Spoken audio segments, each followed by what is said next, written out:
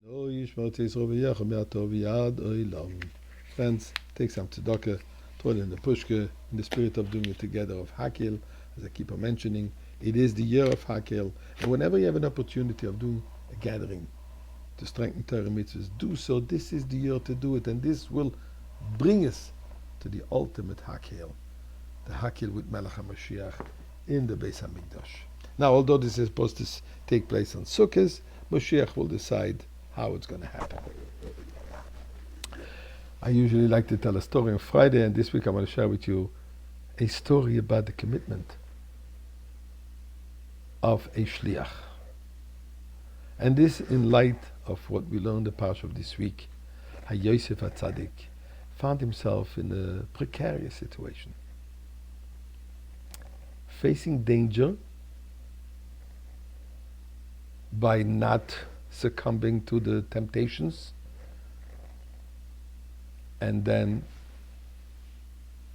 pay the heavy price when the master's wife wanted to entice him to act immorally, and finally he didn't, and then he ended up spending 12 years in jail for his commitment, for his convictions of doing the right thing. But at the end, as we know, he became viceroy, and the rest is not history, not his story, but our story, the story of the Jewish people. We went to Egypt, we spent exile in Egypt, and we came out and became a Jewish nation. So, but the gist here of this little story is how Yosef stood firm and didn't give in to a moment where someone might not be so strong and able to withstand this pressure. So here is this younger man, the shliach, a Rav in Los Angeles by the name of Rabbi Zushe, whose yahrzeit was actually this week. And he faced an interesting situation.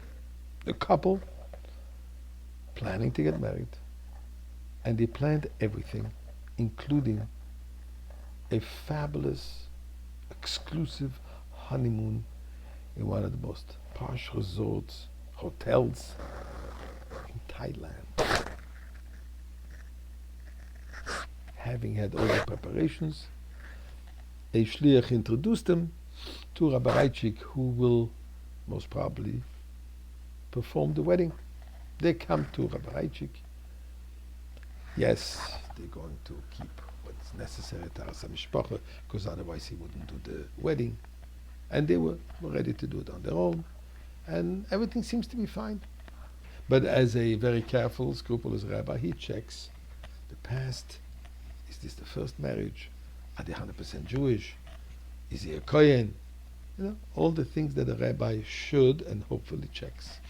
And he did a thorough checking, and then he found out that actually she was married long time ago and divorced.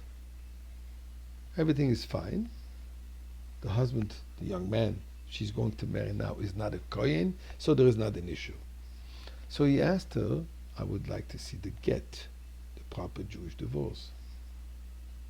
Oh, I never made a divorce. I just had a civil divorce. So we have to make a new divorce. Okay, ready to make the divorce? Her ex, willing to make the divorce too, and it's not an issue. But then he tells her that we have to postpone the date of the wedding because we need 3 months after divorcing before marrying another man. You have to have 3 months. Rabbi, we have been separated for 25 years. So why do we need to wait 3 months? Rabbi Zushe tells her, I appreciate what you're saying, but halacha is halacha. I can't change the halacha. In halacha it says that if after the get a person must wait 3 months. As much as she's trying to negotiate, we have everything booked.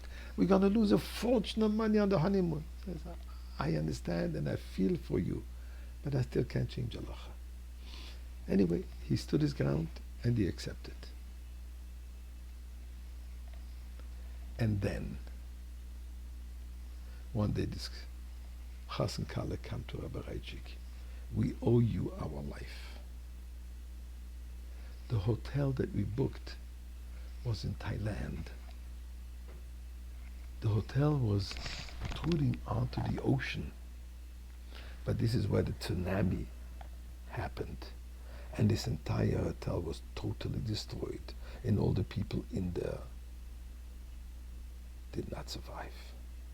So Rabbi, thank you for sticking to the halacha. And we also are going to be more careful in halacha. Good Shabbos, a message to remember. And by keeping Eibishter's directives, only good can come out of it. And the ultimate good, spending Shabbos in the Beis Hamikdash.